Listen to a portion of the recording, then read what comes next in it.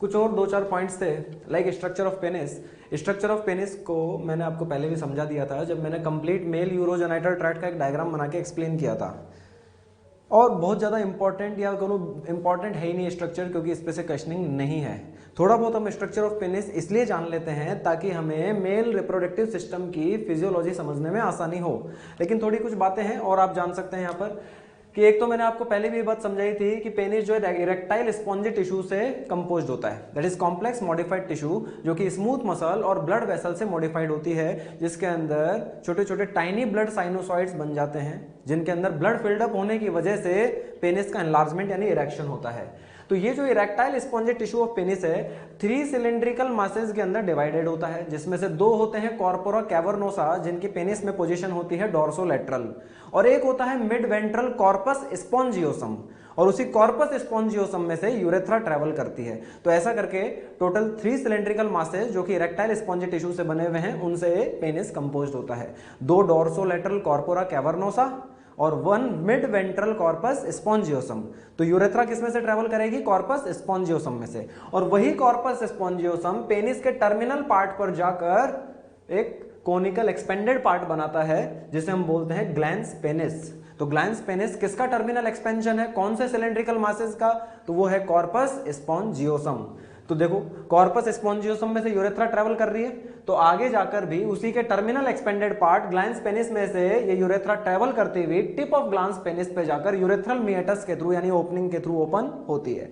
और यही glans penis एक लूज स्किन कवरिंग से कवर होता है, जिसे बोलते हैं प्रिप्यूस या फोर स्किन, जिसमें कुछ प्रिप्यूशियल ग्लैंड्स यानी जिन्हें हम टाइसन ग्लैंड्स भी बोलते हैं प्रेजेंट होती हैं, जो कि सिबेशियस ग्लैंड का मॉडिफिकेशन है, जिससे एक लिपिड रिच व्हाइट कलर का ओडोरस सब्सटेंस रिलीज होता है, जिसे बोलते हैं स्मैग्मा, जो कि ग्लैंस पेनिस की जो थिन और डेलिकेट स्किन होती है उसको मॉइस्चर प्रोवाइड करता है, उसको ड्राइनेस और डेसिकेशन से बचाता है।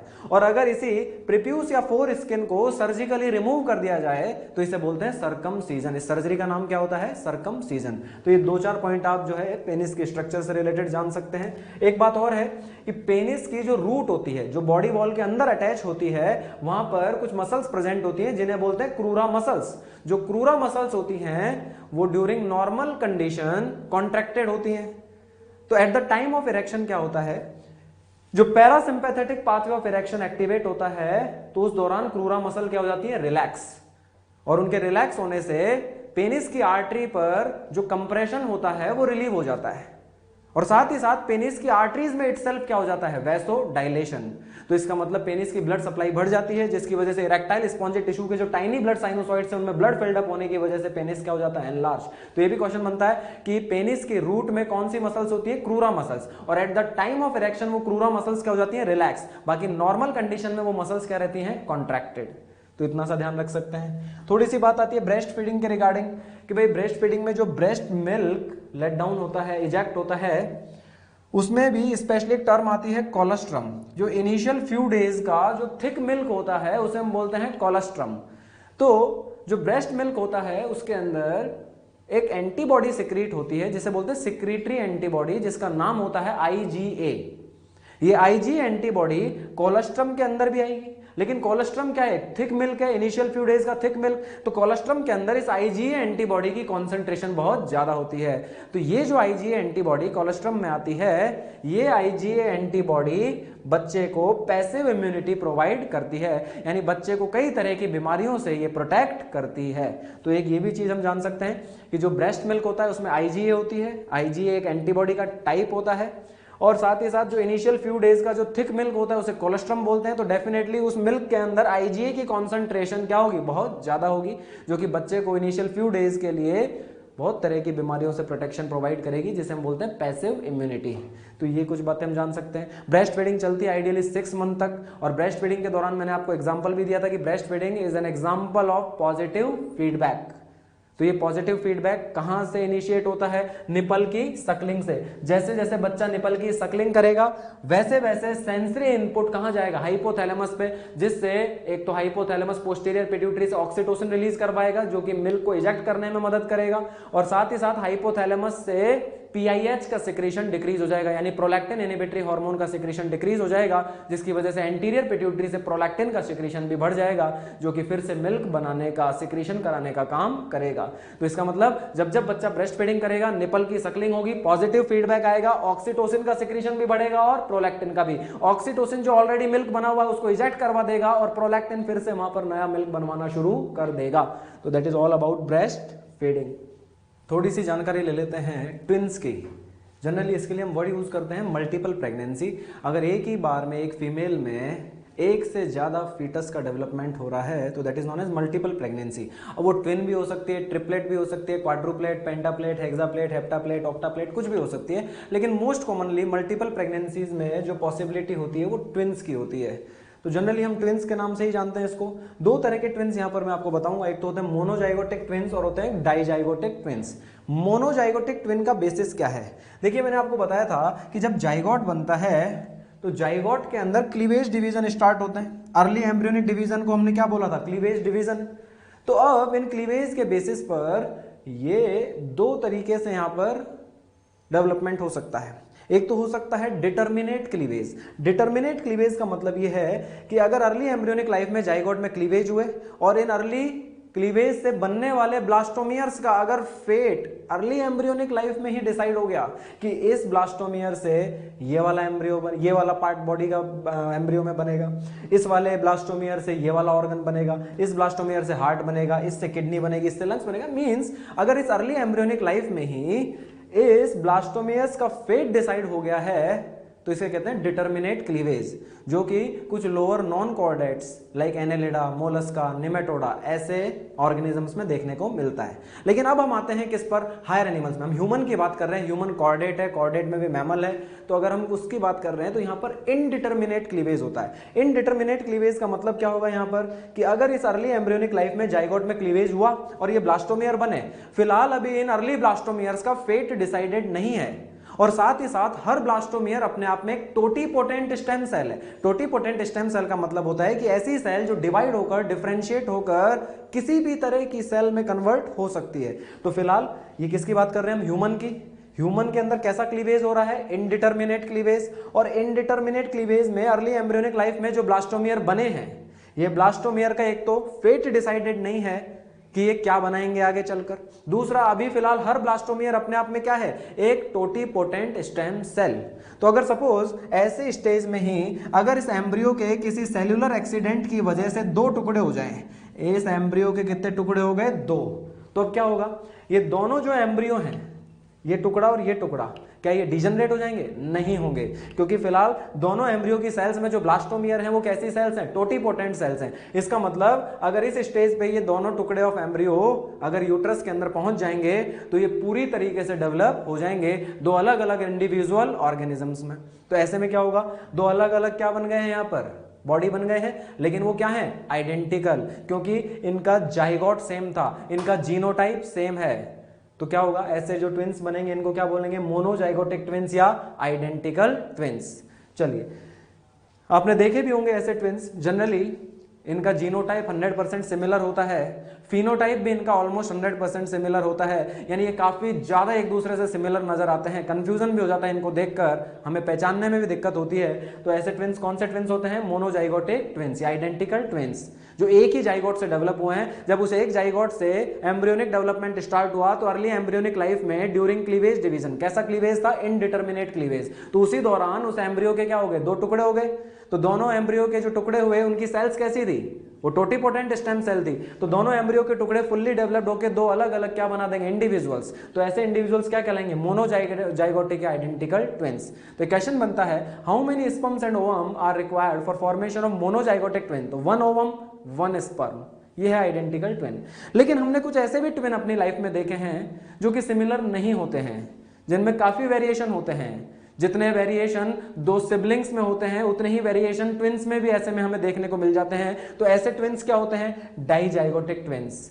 इनके लिए दो अलग अलग जाइगोट बनते हैं। यूजुअली हम जानते हैं कि एक मेंस्ट्रुएशन साइकिल में एक ही ओवम यानी सेकेंडरी oocyte रिलीज होता है, क्योंकि एक मेंस्ट्रुएशन साइकिल में एक ही ग्राफियन फॉलिकल डेवलप होती है। लेकिन कभी कभी किसी कारणवश एक्सीडेंटली अगर किसी फीमेल में एक मेंस्ट्रुएशन साइकिल में दो ग्राफियन फॉलिकल डेवलप हो गई तो इसका मतलब दोनों ग्राफियन फॉलिकल ओव्यूलेट हो जाएंगी और एक साथ उस मैस्चुरेशन साइकिल में 2 सेकेंडरी oocyte रिलीज होकर कहां जाएंगे, फैलोपियन ट्यूब में। और अब स्पर्म्स तो बहुत सारे आते हैं, एक स्पर्म इंडिविजुअल इसको फर्टिलाइज कर देगा, एक इसको कर देगा, एक जाइगोट इंडिविजुअल ये बन जाएगा, एक जाइगोट ये बन जाएगा, यानी एक साथ 2 जाइगोट बन गए और दोनों जाइगोट से एम्ब्रियो डेवलप होने लगे और दोनों यूट्रस में जाके एक साथ इम्प्लांट हो गए।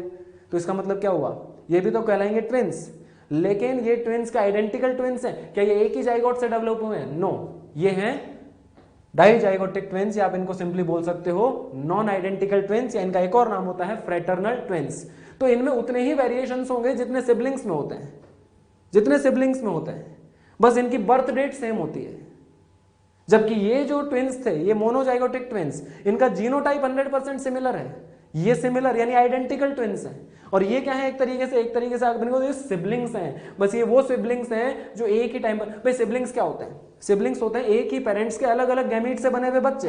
ये भी तो एक ही पेरेंट्स के अलग अलग गैमीट से बने हुए बच्चे हैं, बस सेम टाइम पर बन गए, यानी इनमें उतने ही वेरिएशन होंगे जितने सिबलिंग्स में होते हैं, बस इनका बर्थ डेट सेम होगा। तो ये होते हैं डाइजाइगोटिक नॉन आइडेंटिकल या फ्रेटर्नल ट्विंस। इसके अलावा एक स्पेशल टाइप के ट्विंस और होते हैं जिन्हें बोलते हैं सियामीज या कॉन्जॉइंट ट्विंस। ये मोनोजाइगोटिक ट्विंस के ही कॉम्प्लेक्स वर्जन है कि अगर सपोज यहाँ पर एम्ब्रियो के टुकड़े हो रहे हैं और वो टुकड़े कंप्लीटली सेपरेट नहीं हो पाए और किसी पार्ट से जुड़े हुए रह गए, तो ऐसे में क्या होगा कि 2 इंडिविजुअल बॉडी डेवलप हो रही है लेकिन वो किसी ना किसी पार्ट से जुड़ी हुई है, कोई ना कोई पार्ट कॉमन है। तो ऐसे ट्विंस को क्या बोलते हैं, सियामीज या कॉन्जॉइंट ट्विंस, जिनका सर्वाइवल या तो मुश्किल होता है और अगर सर्वाइव कर भी रहे हैं तो इनका सेपरेशन ऑलमोस्ट इम्पॉसिबल होता है, इनको सेपरेट करना बहुत ही मुश्किल होता है। तो बेसिकली तो 2 ही टाइप के ट्विंस हैं, मोनोजाइगोटिक और डाइजाइगोटिक। तो how many sperms and ovum are required for formation of monozygotic twin? 1 sperm 1 ovum, and for dizygotic twin 2 ovum 2 sperms. दूसरी बात, क्या ये जो मोनोजाइगोटिक ट्विंस हैं, क्या ये दोनों ब्रदर ब्रदर सिस्टर सिस्टर हो सकते हैं? बिल्कुल हो सकते हैं। लेकिन क्या ये ब्रदर सिस्टर हो सकते हैं? नहीं हो सकते, क्योंकि एक ही जाइगोट से बने, इनका जीनोटाइप सेम होगा। या तो दोनों के अंदर XX आएगा या दोनों में XY आएगा। तो या तो दोनों क्या होंगे, मेल होंगे या दोनों फीमेल होंगी। जबकि यहां पर दोनों तीनों पॉसिबिलिटी है, ये दोनों मेल भी हो सकते हैं, ये दोनों फीमेल भी हो सकते हैं, और एक मेल और एक फीमेल भी हो सकता है। तो what is the basis of monozygotic twins? तो सिंपली इतना बोलेंगे, इन इनडिटर्मिनेट क्लीवेज। कौन सा cleavage? Indeterminate cleavage. Early embryonic life में क्या हो गए, एम्ब्रियो के टुकड़े। And what is the basis of dizygotic twins? तो सिंपली हम बोल सकते हैं मल्टीपल ओव्यूलेशन। यहां पर एक से ज्यादा ओवम एक साइकिल में रिलीज हो गया और दोनों इंडिविजुअल स्पर्म से क्या हो गए, फर्टिलाइज हो गए, 2 जाइगोट एक साथ बन गए। तो that is all about twins. तो अब कुछ क्वेश्चंस पे डिस्कस कर लेते हैं, कुछ ऐसे ट्रिकी क्वेश्चंस या कुछ ऐसे भी क्वेश्चंस जो एग्जाम्स में पूछे हुए हैं और जिनको डील करने में थोड़ी प्रॉब्लम आती है। जैसे सपोज एक यहाँ से मैंने क्वेश्चन पूछा कि एक फीमेल है जिसकी एज है 30 ईयर्स। कितनी एज है फीमेल की? 30 ईयर्स। और गिवन कंडीशन में यहाँ पर दे रहा हूँ कि सपोज इस फीमेल में 10 ईयर्स ऑफ एज पर प्यूबर्टी आ गई थी। इसका मतलब इस फीमेल में 10 इयर्स ऑफ एज पर क्या स्टार्ट हो गए थे, मैस्चुरेशन साइकिल। सपोज ये गिवन कंडीशन है, क्वेश्चन में कुछ भी हो सकती है गिवन कंडीशन। तो इसका मतलब आज तक इस फीमेल में मैस्चुरेशन साइकिल होते हुए कितने साल हो गए, 20 इयर्स। तो इस हिसाब से इस फीमेल में आज तक कितने मैस्चुरेशन साइकिल हो जाने चाहिए आज तक, 20 × 12, क्योंकि देखो 30 इयर्स एज है, 10 इयर्स पे मैस्चुरेशन साइकिल स्टार्ट हो गए, तो टोटल ड्यूरेशन कितनी हो गई मैस्चुरेशन साइकिल चलते हुए, 20 इयर्स। तो हर साल एवरेज हम कितना मानते हैं भाई, 12 मैच्योर, क्योंकि अराउंड देखा जाए तो मंथली साइकिल है, तो एक साल में एवरेज कितने मैस्चुरेशन साइकिल होने चाहिए, 12। तो इस हिसाब से टोटल आज तक इसमें 240 मैस्चुरेशन साइकिल हो जाने चाहिए थे। लेकिन सपोज अगर मैं यहाँ पर अब एक बात बोलता हूँ कि इस एज के दौरान इस फीमेल में 2 बच्चे पैदा हुए, कितने बच्चे हुए, 2। और सपोज मैं कह रहा हूं कि 2 बच्चे हैं जिसमें एक की उम्र है 3 साल, एक की उम्र है 5 साल। ऐसा यहां पर गिवन कंडीशन है, 2 बच्चे हैं इस फीमेल में जिसके एक की उम्र है 3 साल, दूसरे की उम्र है 5 साल, ऐसा दिया हुआ है। तो अब मैं पूछता हूं, बताओ आज तक इस फीमेल में कितनी बार मैस्चुरेशन साइकिल हुए होंगे। तो अब देखिए हिसाब से तो एज के अकॉर्डिंग तो इस फीमेल में 240 टोटल मैस्चुरेशन साइकिल हो जाने चाहिए थे अब तक। लेकिन इसकी लाइफ में कुछ ऐसे इवेंट्स हुए जिसकी वजह से उस टाइम पीरियड में मैस्चुरेशन साइकिल नहीं हुए। और वो इवेंट्स क्या हुए होंगे, एक तो प्रेगनेंसी और दूसरा लैक्टेशन। क्योंकि जो 9 मंथ की प्रेगनेंसी होती है उस दौरान भी मेंस्ट्रुएशन साइकिल क्या रहते हैं, सीज रहते हैं। 9 मंथ तक कोई मेंस्ट्रुएशन साइकिल नहीं होता ड्यूरिंग प्रेगनेंसी। और फिर आफ्टर पार्चुरेशन अगले 6 मंथ तक, जब तक क्या होता है, लैक्टेशन यानी ब्रेस्ट फीडिंग, उस टाइम ड्यूरेशन में भी कोई मेंस्ट्रुएशन साइकिल नहीं होता है, जैसे बोलते हैं लैक्टेशनल एमिनोरिया। तो 9 मंथ प्रेगनेंसी के और 6 मंथ लैक्टेशन के वो टाइम पीरियड है जब कोई मेंस्ट्रुएशन साइकिल नहीं होगा। अब 2 बच्चे हैं तो दोनों के लिए 9 मंथ की तो प्रेगनेंसी कंसीडर होगी, दोनों के लिए 6 मंथ का लैक्टेशनल एमिनोरिया कंसीडर होगा, यानी 15 मंथ इसके लिए कंसीडर और 15 मंथ इसके लिए कंसीडर। टोटल कितने हो गए, 30। यानी इस फीमेल में लाइफ में कुछ ऐसे इवेंट्स हुए जिसके कारण इसमें टोटल 30 मंथ्स तक कोई मेंस्ट्रुएशन साइकिल नहीं हुआ। तो एज के अकॉर्डिंग तो कितने हो जाने चाहिए थे अब तक, 240, लेकिन हुए कितने होंगे, क्योंकि 2 बच्चे हो गए, उनकी प्रेगनेंसी और लैक्टेशन हुआ, -30 कर दो, कितना आया, 210। इसका मतलब आज तक इसमें 210 टाइम्स ही क्या हुआ है, मेंस्ट्रुएशन साइकिल आज तक इसकी उम्र में। तो अब बताइए, अगर इसमें 210 मेंस्ट्रुएशन साइकिल हुए तो बताओ कितनी ग्राफियन फॉलिकल आज तक डेवलप हुई होंगी। इन जनरल हम मानते हैं कि एक मेंस्ट्रुएशन साइकिल में एक ग्राफियन फॉलिकल डेवलप होती है, तो 210 ग्राफियन फॉलिकल आज तक डेवलप हुई होंगी। यानी आज तक इसमें कितनी बार ओव्यूलेशन हुआ होगा, 210 टाइम्स। यानी कितनी बार मियोसिस 1 कंप्लीट हुआ होगा, 210 टाइम्स। कितनी बार सेकेंडरी oocyte बना होगा, फर्स्ट पोलर बॉडी रिलीज होगी, तो दैट इज 210 टाइम्स। लेकिन अब मैं पूछता हूं आज तक इसमें कितनी बार ओवम प्रोड्यूस हुआ होगा, फॉर्म हुआ होगा, तो आंसर आएगा 2। क्योंकि ओवम कब प्रोड्यूस होता है, सेकेंडरी oocyte ओवम में कन्वर्ट कब होता है, जब फर्टिलाइजेशन होता है। और आज तक इस फीमेल में फर्टिलाइजेशन कितनी बार हुआ है, 2 बार। 2 बार ही तो फर्टिलाइजेशन हुआ है, 2 बार ही तो बच्चे हुए हैं इसके अंदर। तो इसका मतलब इसके अंदर ओवम कितनी बार फॉर्म हुआ है, तो दैट इज 2 टाइम। फिर आती है बात कितनी बार सेकंड पोलर बॉडी बनी होगी, वो भी 2 टाइम, क्योंकि second polar body is also the product of meiosis 2। तो इस तरह से इन क्वेश्चंस को डील करना होता है। चलिए अब कुछ हार्मोन से रिलेटेड क्वेश्चंस हैं, उनके बारे में भी जानते हैं। जैसे काफी एग्जाम में ही पूछा हुआ क्वेश्चन है, जैसे एक सपोज हाइपोथैलेमस से रिलीज होता है GnRH। तो मैं क्वेश्चन पूछता हूं कि जो हाइपोथैलेमिक GnRH सिक्रीशन है उसको कौन से हार्मोन कंट्रोल करते हैं। हाइपोथैलेमस से होने वाले GnRH सिक्रीशन को कौन से हार्मोन कंट्रोल करते हैं। जैसे आपके सामने मैंने लिख दिया ईस्ट्रोजन एंड इनिबिन। दूसरा ऑप्शन मैंने लिख दिया प्रोजेस्टेरॉन एंड इनिबिन। फिर मैंने लिख दिया यहां पर ईस्ट्रोजन एंड प्रोजेस्टेरॉन। फिर मैंने लिख दिया प्रोजेस्टेरॉन ओनली। ये एग्जाम में आया हुआ क्वेश्चन है।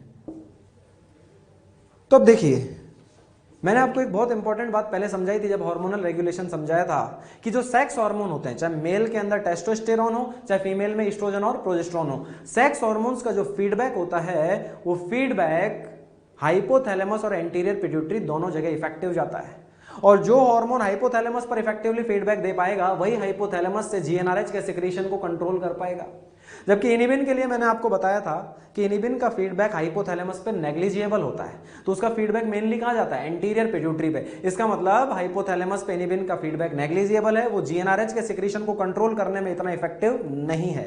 तो आप देखिए पहले ऑप्शन में ईस्ट्रोजन एंड इनिबिन, तो ईस्ट्रोजन का तो हाइपोथैलेमस पे कंसीडरेबल फीडबैक है, ये तो GnRH के सिक्रीशन को रेगुलेट करने में रोल प्ले करेगा, लेकिन इनिबिन का नेग्लिजिबल है।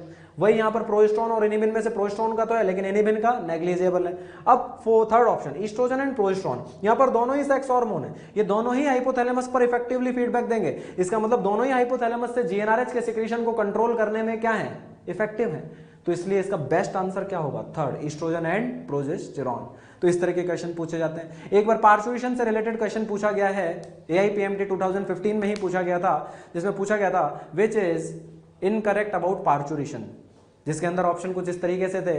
एक ऑप्शन था कि prostaglandin are synthesised in uterine wall. तो मैंने आपको पार्चुरेशन का जो एक फ्लो चार्ट समझाया था उसमें मैंने आपको बताया था कि जब एट टर्म यानी जब 9 मंथ कंप्लीट हो जाते हैं तो फुल्ली डेवलप्ड फीटस से कॉर्टिसोल का सिक्रीशन बढ़ जाता है, जो प्लेसेंटा पे जाके ऐसे एंजाइम्स फॉर्म करवाता है जिसकी वजह से प्रोजेस्टेरॉन ईस्ट्रोजन में कन्वर्ट होना शुरू हो जाता है। यानी सेक्स हार्मोन रेशियो रिवर्सल, यानी जो प्रोजेस्टेरॉन टू ईस्ट्रोजन रेशियो पहले हाई था, अब oestrogen to progesterone ratio high हो जाता है। ये बात मैंने आपको समझाई थी।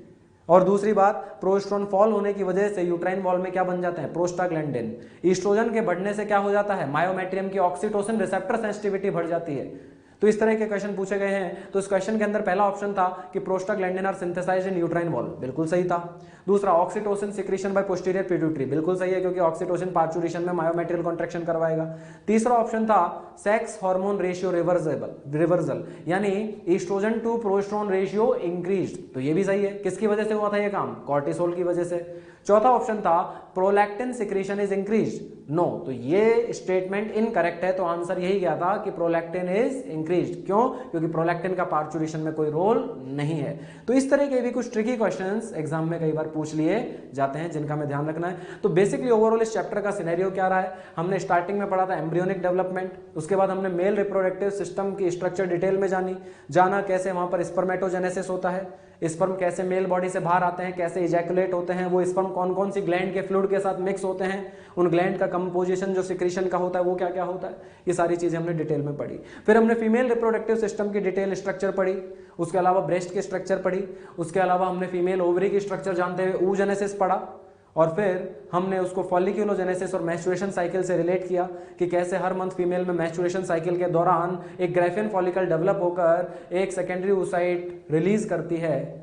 फिर हमने ये जाना कि कैसे मेल बॉडी से स्पर्म निकलकर वेजाइना में इंसेमिनेट होता है और वो स्पर्म फैलोपियन ट्यूब में आए हुए सेकेंडरी oocyte का फर्टिलाइजेशन करके जाइगोट बनाता है। जाइगोट में कैसे क्लीवेज डिवीजन स्टार्ट होते हैं, क्लीवेज डिवीजन से कैसे वो एम्ब्रियो बनकर यूट्रस की एंडोमेट्रियम पर इंप्लांट होता है, कैसे फिर उसका एम्ब्रियोनिक डेवलपमेंट होता है, और कैसे एट टर्म यानी 9 मंथ कंप्लीट होने पर उस बच्चे की डिलीवरी होती है यानी पार्चुरेशन होता है। तो ये सारा हमने इस चैप्टर में डिटेल में समझा है। इसके अलावा हमने रिप्रोडक्टिव हेल्थ में कॉन्ट्रासेप्टिव मेथड्स के बारे में जाना है, MTP यानी मेडिकल टर्मिनेशन ऑफ प्रेगनेंसी जाना है, और साथ ही साथ आर्ट, जो लोग इनफर्टाइल होते हैं उनके लिए असिस्टेड रिप्रोडक्टिव टेक्नोलॉजीज का सहारा लेकर कैसे हम ऐसे कपल्स की मदद कर सकते हैं, ये सब चीजें हमने डिटेल में जानी है।